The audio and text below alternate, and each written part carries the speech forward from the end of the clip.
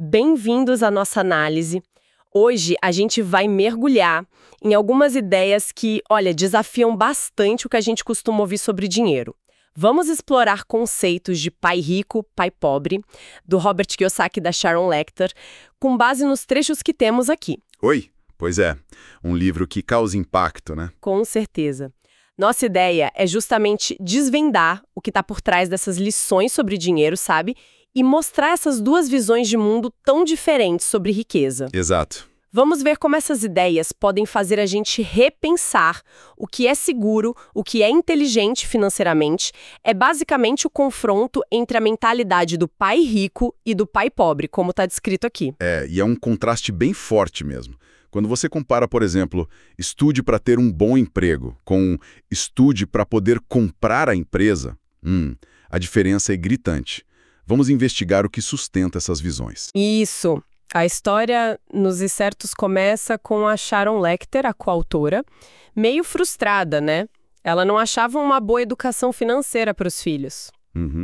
E ela percebeu que aquele conselho clássico, estuda, tira nota boa, arruma um emprego seguro, talvez não funcione mais tão bem hoje. O filho dela mesmo chegou a questionar, falando do Bill Gates, de atletas, gente que não seguiu bem essa cartilha. Pois é, isso toca num ponto importante que o texto levanta. Essa distância entre a escola tradicional e o que a gente precisa saber de finanças na prática, né? Exatamente. O material até diz que boa formação e notas altas não são mais suficientes. Tem essa sensação, segundo o texto, de que as respostas antigas não servem mais. O mundo mudou, tem downsizing, incerteza com a aposentadoria. Aí o pessoal busca coisa nova. Isso é do Kiyosaki com esses dois pais, né? O pai pobre, que era o pai biológico dele, super instruído, PhD, funcionário público, mas, assim, sempre apertado de grana. Certo. E o pai rico, pai do melhor amigo, que nem terminou o ensino médio, mas virou um empresário de sucesso, um dos mais ricos lá do Havaí, e as ideias dele sobre dinheiro, totalmente opostas. É aí que fica interessante. Tem até umas frases aqui dos textos que mostram bem isso. O pai pobre falava: o amor ao dinheiro é a raiz de todo mal. Já o pai rico, a falta de dinheiro é a raiz de todo mal. Olha a diferença. É uma inversão completa de perspectiva. Total. E quando não dava para comprar algo, o pai pobre falava: não dá para comprar isso. Acabava ali. O pai rico não. Ele proibia essa frase. Falava para perguntar: como eu posso fazer para comprar isso? Exercitar a mente, né? Estimular a solução. E sobre ter filhos. Pai pobre: não sou rico por causa de vocês. Pai rico: tenho que ser rico por causa de vocês. E a clássica da casa. Pai pobre via como o maior investimento. Pai rico dizia: minha casa é um passivo. Quer dizer, uma dívida, né? É fascinante como o texto liga essas falas, essa mentalidade, direto nos resultados financeiros. A ideia de que os pensamentos moldam a vida é muito forte ali. Sim. Perguntar como posso comprar te força a buscar caminhos, abre a cabeça. Dizer não dá para comprar é como desligar o cérebro, né? O pai rico chamava isso de preguiça mental. E tem aquela distinção sutil, mas poderosa. Ser pobre, que ele via como algo mais definitivo, versus estar quebrado, que seria só temporário. Muda a forma como a pessoa se vê, né? Totalmente. E falando em travas, o livro fala da tal corrida dos ratos, usa até um jogo, o cash flow, para ilustrar. Ah, sim. É aquele ciclo que a gente vê muito por aí. Nasce, estuda, arruma emprego dito seguro, ganha dinheiro, aí usa cartão, compra casa, carro, tem filho, e de repente tá trabalhando só para pagar conta, imposto, preso nisso. E pior, às vezes aconselha os filhos a fazerem o mesmo. Essa corrida, pelo que o texto descreve, é a armadilha da falta de educação financeira. O jogo cash flow simula isso, né? Mostra como as pessoas ficam ali trabalhando para os outros, para a empresa, para o governo, com imposto, para o banco, com dívida, sem construir nada para si mesmas. Exato. E um ponto interessante é que, se a pessoa não muda a cabeça, ganhar mais dinheiro às vezes só piora. A pessoa gasta mais, se endivida mais e continua correndo na mesma roda, só que mais rápido. Nossa, é bem isso. Lembrei da história do Kiyosaki, menino, trabalhando para o pai rico por 10 centavos a hora. Uma miséria. Ficou revoltado achando que era explorado e foi reclamar. E a resposta do pai rico foi inesperada. Ofereceu ensinar de graça, mas ele teria que trabalhar sem ganhar nada. Só para aprender. Para aprender, exato. A lição ali era sobre as emoções, né? O medo de ficar sem grana e o desejo de ter coisas. São essas emoções que, segundo o livro, deixam a gente preso na corrida dos ratos. E aí vem uma das ideias centrais do material. Os pobres e a classe média trabalham pelo dinheiro. Os ricos fazem o dinheiro trabalhar para eles. O ponto-chave na filosofia do pai rico é usar essas emoções medo, desejo, não para reagir, mas para pensar, para buscar soluções de verdade. Correr atrás de um emprego para acabar com o medo é uma solução rápida para um problema que talvez seja de longo prazo, né? O pai rico incentivava a perguntar: será que um emprego é a melhor solução para esse medo no longo prazo? Questionar o autolático. E isso leva direto para a lição 2, que parece ser um pilar: a alfabetização financeira. Começa com o básico: diferenciar ativo e passivo. Fundamental. A regra número 1 do pai rico é essa: saiba a diferença entre ativo e passivo e compre ativos. A definição que ele deu para os garotos era simples demais, quase boba, mas profunda. Ativo põe dinheiro no seu bolso, passivo tira. Simples assim, foco no fluxo. Exato, o foco é para onde o dinheiro vai. O texto até mostra com diagramas, né, como o dinheiro circula diferente na vida de pobres, classe média e ricos.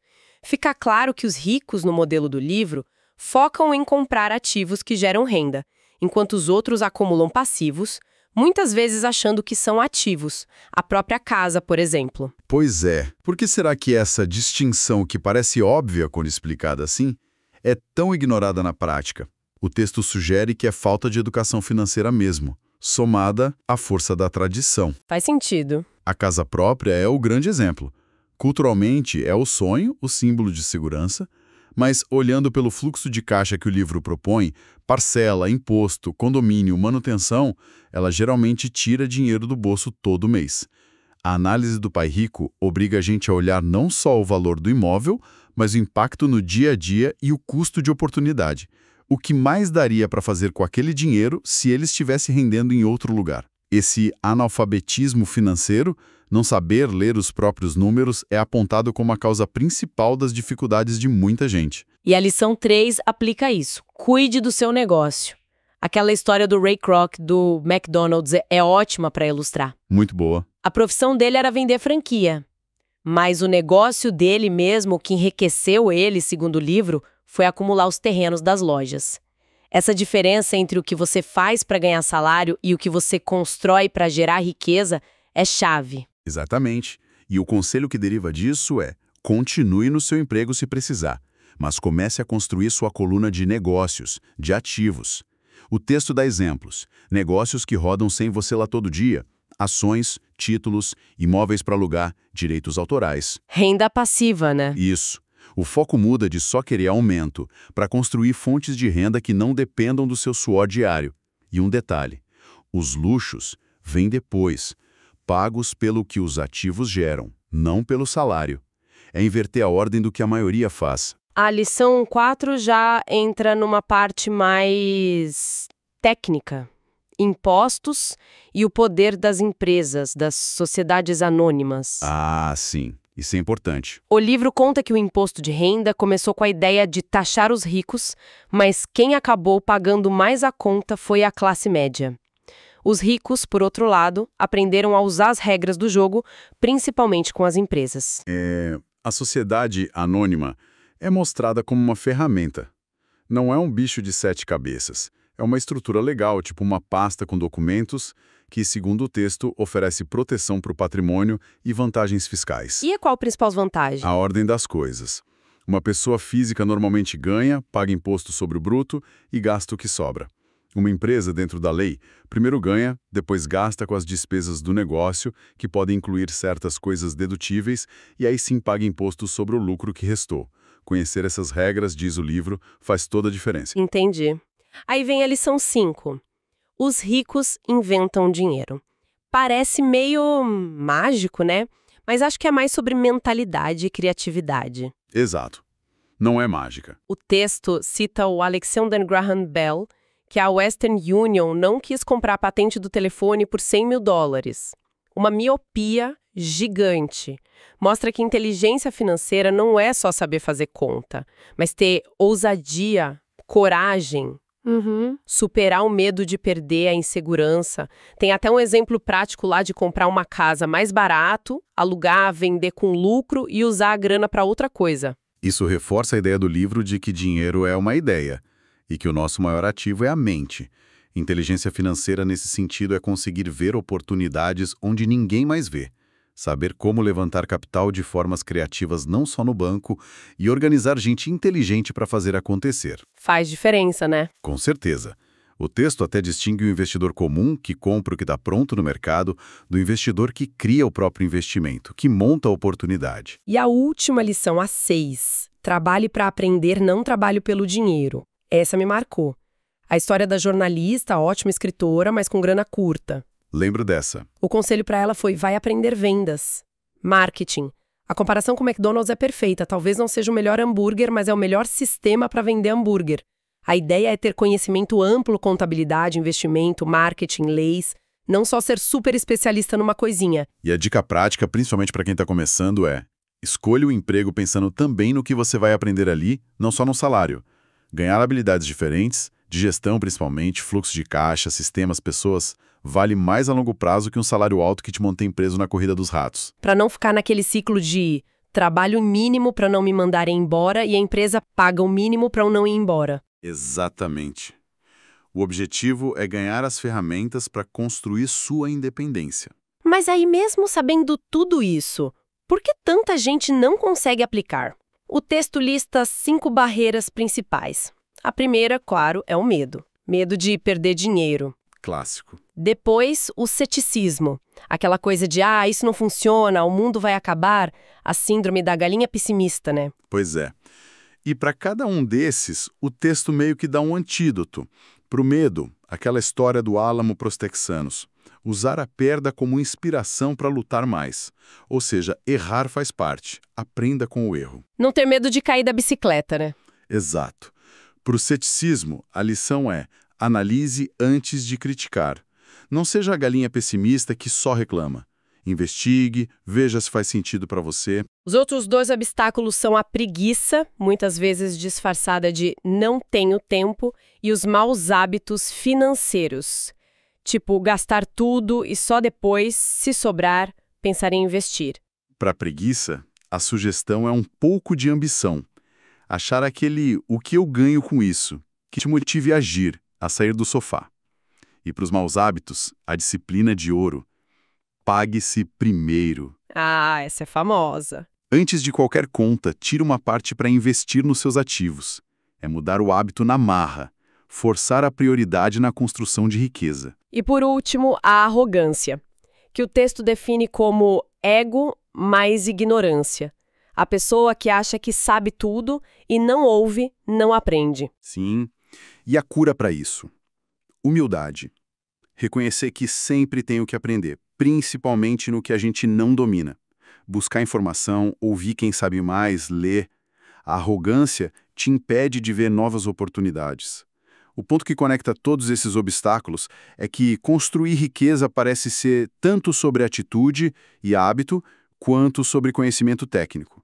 Precisa ter garra, como diz o texto, para ir contra a maré do consumo e focar no longo prazo. Então, resumindo essa nossa exploração aqui das ideias de pai rico, pai pobre, o que fica mesmo é essa necessidade de virar uma chave na cabeça, né? Com certeza. Parar de ver o dinheiro só como algo para ganhar e gastar, e entender que é um jogo, uma ferramenta que a gente pode aprender a usar, entender a diferença vital entre ativo e passivo, valorizar o aprendizado contínuo sobre finanças e, principalmente, buscar fazer o dinheiro trabalhar pra gente, e não o contrário. É sobre cuidar do seu próprio negócio. Exato. E para fechar, uma reflexão que o material inspira. O texto sugere que a sorte é algo que a gente cria, assim como o dinheiro.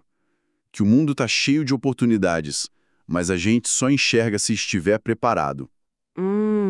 Então fica a pergunta: que pequena semente de conhecimento ou que mudança de hábito financeiro, se a gente plantar hoje, pode começar a cultivar a nossa própria sorte lá na frente? Boa pergunta para a gente pensar.